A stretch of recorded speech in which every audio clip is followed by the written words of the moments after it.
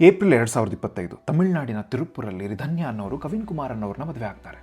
ರಿಧನ್ಯ ಅವರ ತಂದೆಗೆ ಇಷ್ಟೊಂದು ಒಳ್ಳೆಯ ಗುಣಗಳಿರ್ತಕ್ಕಂತಹ ಹುಡುಗನ ನೋಡಿ ಬಹಳ ಖುಷಿಯಾಗುತ್ತೆ. ತನ್ನನ್ನು ಇಷ್ಟು ಚೆನ್ನಾಗಿ ನಡ್ಸ್ಕೊಳ್ತಿರ್ತಕ್ಕಂತಹ ಫ್ಯಾಮಿಲಿಗೆ ತನ್ನ ಮಗಳನ್ನು ಮದುವೆ ಮಾಡಿಕೊಟ್ರೆ ಅಲ್ಲಿ ಅವಳು ತುಂಬ ಸುಖವಾಗಿರ್ತಾಳೆ ಅಂತ ಹೇಳಿ 800 ಗ್ರಾಮ್ ಬಂಗಾರ, 70 ಲಕ್ಷದ ಒಂದು ಕಾರನ್ನು ವರದಕ್ಷಿಣೆ ಆಗಿಬಿಟ್ಟು 2.5 ಕೋಟಿ ಖರ್ಚು ಮಾಡಿ ಧಾಮ್ ಧೂಮ್ ಅಂತ ಮದುವೆ ಮಾಡಿ ಕಳಿಸ್ತಾರೆ.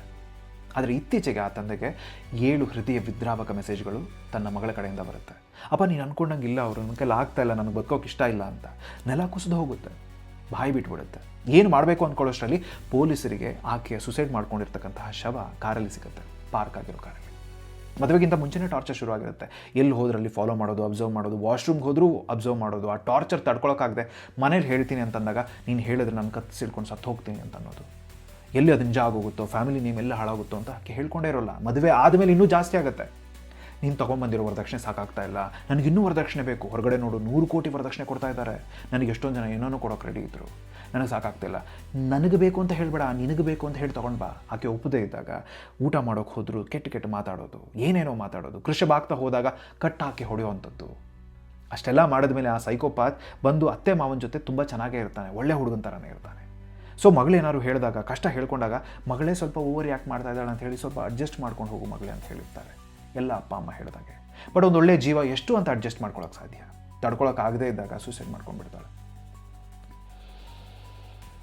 ನಿಮ್ಮ ಮಕ್ಕಳನ್ನು ಮದುವೆ ಮಾಡಿಕೊಡ್ಬೇಕಾದ್ರೆ ಅವ್ರು ನಿಮ್ಮ ಹತ್ರ ಹೇಗೆ ನಡ್ಕೊಳ್ತಿದ್ದಾರೆ ಏನು ಅದೆಲ್ಲ ಬೇಡ. ಕೂಲಂಕುಷವಾಗಿ ಪರಿಶೀಲಿಸಿ ಆರಾಮಾಗಿ ಟೈಮ್ ತೊಗೊಂಡು ಮದುವೆ ಮಾಡಿಕೊಡಿ. ಅದೊಂದು ಮೇಜರ್ ಡಿಸಿಷನ್. ಆ್ಯಂಡ್ ಅದಾದಮೇಲೆ ಈ ಥರ ಏನಾದ್ರು ಒಂದು ಆಗಿ ಅವರು ಸಂಕಟದಿಂದ ನರಳುತ್ತಾ ಇದ್ದರೆ, ಒದ್ದಾಡ್ತಾ ಇದ್ದರೆ ಅವ್ರು ನಿಮ್ಮ ಹತ್ರ ಬಂದು ಹೇಳ್ಕೊಂಡಾಗ ಸೊಸೈಟಿಗೆ ಹೆದರ್ಕೊಂಡು ಅಡ್ಜಸ್ಟ್ ಮಾಡ್ಕೊಂಡು ಹೋಗು ಮಗಳೇ ಅಂತ ಹೇಳಬೇಡಿ. ಯಾವತ್ತೂ ನೆನ್ಪಿಟ್ಕೊಳ್ಳಿ, ಗಂಡನ್ನು ಬಿಟ್ಟು ಬಂದಿರೋ ಮಗಳು ಸತ್ತೋಗಿರೋ ಮಗಳಿಗಿಂತ ಬೆಟರ್. ಆ್ಯಂಡ್ ನೀವೇ ಏನಾದರೂ ಈ ಥರ ಟಾರ್ಚರ್ ಹತ್ರ ಹೋಗ್ತಾ ಇದ್ದರೆ, ಅಯ್ಯೋ ಅವ್ರು ಸೂಸೈಡ್ ಮಾಡ್ಕೊಂಡು ಬಿಡ್ತಾರೇನೋ, ಅಯ್ಯೋ ಸೊಸೈಟಿಲಿ ನಮ್ಮ ಹೆಸರೇನಾಗುತ್ತೆ, ನಮ್ಮ ಫ್ಯಾಮಿಲಿ ಹೆಸರೇನಾಗುತ್ತೆ. ನೀವಿದ್ದರೆ ಸೊಸೈಟಿ, ನೀವಿದ್ದರೆ ಜಗತ್ತು, ಇಲ್ಲ ಅಂದರೆ ಏನೂ ಇಲ್ಲ. ಇದೆಲ್ಲ ಬಿಟ್ಟು ಯಾರೂ ನಿಮ್ಮನ್ನು ಅರ್ಥ ಮಾಡ್ಕೊಳ್ತಾ ಇಲ್ಲ ಅಂತಂದರೆ ಹೊರಗಡೆ ಬಂದರೆ ಇನ್ನೂ ಜೀವನ ಕಟ್ಕೋಬೋದು. ನಿಮ್ಮ ಜೀವನ ಕೂಡ ದೊಡ್ಡದು ಅವ್ರಿಗಿಂತ. ಅರ್ಥ ಮಾಡ್ಕೊಳ್ಳಿ. ಆ್ಯಂಡ್ ನೀವೇನಾದ್ರು ವರದಕ್ಷಿಣೆ ಕೊಟ್ಟು ಮದುವೆ ಮಾಡ್ತಾ ಇದ್ದರೆ ಯಾಕೆ ವರದಕ್ಷಿಣೆ ಕೊಡ್ತಾ ಇದ್ದೀರಾ? ಆ್ಯಂಡ್ ವರದಕ್ಷಿಣೆ ಇಸ್ಕೊಂಡು ಮದುವೆ ಆಗ್ತಾ ಇದ್ದರೆ ಯೋಗ್ಯತೆ ಇಲ್ವಾ ಸಾಕುವಂಥದ್ದು? ಯೋಗ್ಯತೆ ಇಲ್ಲ ಅಂದರೆ ಮದುವೆ ಯಾಕೆ ಆಗ್ತಾ ಇದ್ದೀರಾ?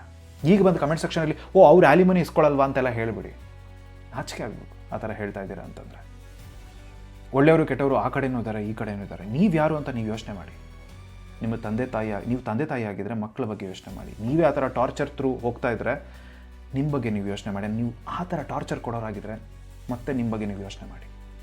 ಆದಷ್ಟು ಶೇರ್ ಮಾಡಿ, ಒಂದು ಅವೇರ್ನೆಸ್ ಸ್ಪ್ರೆಡ್ ಮಾಡಿ.